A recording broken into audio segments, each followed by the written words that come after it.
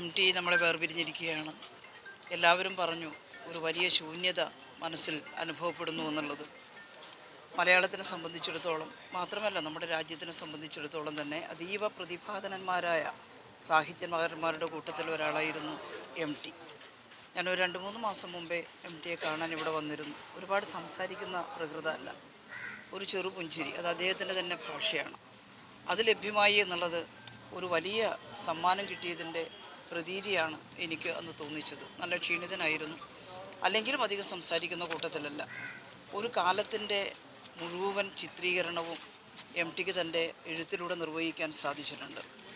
എൻ്റെയൊക്കെ പ്രായമുള്ളവരുടെ യൗവന കാലത്ത് അന്നത്തെ സമൂഹം എങ്ങനെയായിരുന്നു, അതിലെ ഞങ്ങളുടെ എല്ലാം സ്വപ്നങ്ങളും ചിന്തകളും മോഹങ്ങളും മോഹഭംഗങ്ങളും എല്ലാം MTയുടെ മഞ്ഞിലും നാലുകെട്ടിലും കാലത്തിലും ഒക്കെ കാണുന്നുണ്ട്.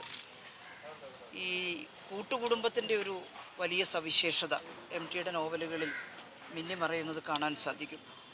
കൂട്ടുകുടുംബത്തിൽ അതീവ സുന്ദരമായിട്ടുള്ള സ്നേഹത്തിൻ്റെ മുഹൂർത്തങ്ങളുണ്ട്. അവിടെ ഓപ്പോളെന്ന് വിളിക്കുന്ന ഓപ്പു, അവരിൽ നിന്ന് പകർന്നു കിട്ടുന്ന സ്നേഹം, അതേസമയത്ത് രക്ഷിതാക്കളിൽ നിന്ന് കിട്ടുന്ന കർശന ഭാവം, അച്ഛനിൽ നിന്ന് കിട്ടുന്ന വഴക്ക്, അത് കുഞ്ഞു മനസ്സിലുണ്ടാക്കുന്ന ആഘാതങ്ങൾ, അതൊക്കെ പിന്നീട് MT പറഞ്ഞിട്ടുണ്ട്. അതിൽ നിന്നാണ് MTയുടെ ഒരുപാട് സാഹിത്യകൃതികൾ പിറന്നു വീഴുന്നത്. MT എപ്പോഴും ഈ സമൂഹത്തിലെ മനുഷ്യത്വത്തിനു വേണ്ടി വാദിച്ചിട്ടുള്ള മനുഷ്യ കഥാനുകായി എന്ന് നമുക്ക് പറയാൻ സാധിക്കും. മറ്റെല്ലാ ആധിപത്യത്തിനും എതിരായിരുന്നു. അദ്ദേഹം അടുത്ത കാലത്ത് നടത്തിയ ഒരു പ്രസംഗത്തിൽ തന്നെ എല്ലാ തരത്തിലുള്ള ആധിപത്യത്തിനും എതിരായി അദ്ദേഹത്തിന് സംസാരിക്കാൻ കഴിഞ്ഞിട്ടുണ്ട്. MT ഏതെങ്കിലും ഒരു രാഷ്ട്രീയ പ്രസ്ഥാനത്തിൻ്റെ ഭാഗമായിരുന്നില്ല. പക്ഷേ MTയുടെ മനസ്സെന്തായിരുന്നു എന്ന് അദ്ദേഹത്തിൻ്റെ വർത്തമാനങ്ങളിലൂടെയും എഴുത്തിലൂടെയും നമുക്ക് ബോധ്യമായിട്ടുണ്ട്. പ്രഥമ സ്ഥാനം മനുഷ്യനാണ്, മനുഷ്യസ്നേഹത്തിനാണ്, മനുഷ്യൻ്റെ കൂട്ടായ്മക്കാണ്. അതിലുപരിയായിട്ടല്ല ജാതിയും മതവും അത്തരത്തിലുള്ള ചിന്തകളും എന്ന് സൂചിപ്പിക്കാൻ എത്രയോ തവണ MTക്ക് കഴിഞ്ഞിരുന്നു. MT വളരെ നന്നായിട്ട് ഈ സമൂഹത്തിലെ തിന്മകളോട് കലഹിച്ചിരുന്നു. ആ കലഹത്തിൻ്റെ ഏറ്റവും നല്ല ദൃഷ്ടാന്തമാണ് നിർമാല്യം. നമ്മൾ കണ്ടിട്ടുണ്ട്, അതിലെ വെളിച്ചപ്പാട്.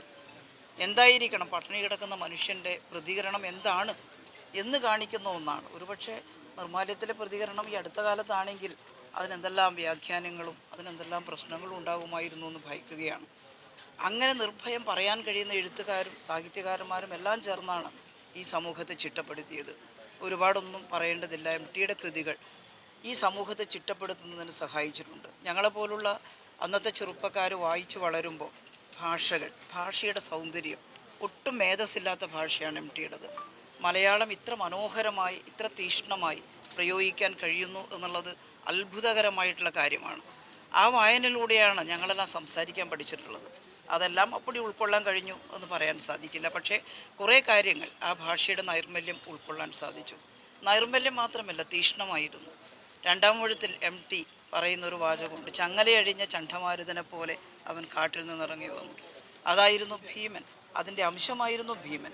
അത് എന്തോ ഒരു ശക്തമായ ഭാഷയാണ്. ഞാനതെല്ലാം ഇവിടെ വിശദീകരിക്കുകയല്ല. പക്ഷെ അതൊക്കെ മനസ്സിൽ മിന്നിമറയുകയാണ്. MT വായിക്കപ്പെടണം. വരുന്ന തലമുറ ധാരാളമായിട്ട് MTയുടെ എല്ലാ പുസ്തകങ്ങളും വായിക്കണമെന്ന് ഞങ്ങളെപ്പോലുള്ള മുതിർന്ന തലമുറ ആഗ്രഹിക്കുന്നു. ഞങ്ങളും തുടർന്ന് വായിക്കണം. മരണം ഒരു അനിവാര്യതയാണ്. പക്ഷേ MTയെ പോലുള്ളവർ നഷ്ടപ്പെടുമ്പോൾ നമുക്ക് അതൊരു വലിയ ആഘാതമാകുന്നു എന്നുള്ളത് വസ്തുതയാണ്. ഇനി അദ്ദേഹത്തിൻ്റെ ഓർമ്മകളും അദ്ദേഹത്തിൻ്റെ പുസ്തകങ്ങളിലും നമ്മളിലൂടെ ജീവിക്കും. ടീച്ചറിൻ്റെ സരസ്വതി ടീച്ചറെ ഞാൻ ടീച്ചറിനോട് പറഞ്ഞു, ടീച്ചർ ധന്യമായിട്ടുള്ള ഒരു സ്ത്രീയാണ്. കാരണം അവരൊരുപാട് കഴിവുള്ളവരാണ്. പക്ഷേ അവർ തന്നെ പറയുന്നത് ആ കഴിവിൻ്റെ 80%-ലേറെയും പ്രകാശിപ്പിക്കാൻ സഹായിച്ചത് MTയുടെ സാന്നിധ്യമാണ് എന്നാണ്. മകൾ അശ്വതി MT ആഗ്രഹിക്കുന്നത് പോലെ ഒരു കലാകാരിയായി വളർന്നു വന്നിരിക്കുന്നു. ആ കുടുംബത്തോട് അവർക്കുള്ള ദുഃഖത്തിൽ പങ്കുചേരുന്നു. MTയുടെ വേർപാടിൽ കേരളത്തിലെ MTയെ സ്നേഹിക്കുന്ന എല്ലാ മനുഷ്യരുടെയും ദുഃഖത്തിൽ എൻ്റെ ഒരു ചെറിയ ഒരു ദുഃഖപ്രകടനം കൂടി കാഴ്ചവെക്കുക. അതിൻ്റെ കൂടെ എൻ്റെ ദുഃഖവും അലിഞ്ഞു ചേരട്ടെ എന്ന് ആഗ്രഹിക്കുകയാണ്.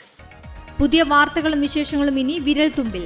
എല്ലാ ഡിജിറ്റൽ പ്ലാറ്റ്ഫോമുകളിലും ഇപ്പോൾ സീ മലയാളം ന്യൂസ് ലഭ്യം.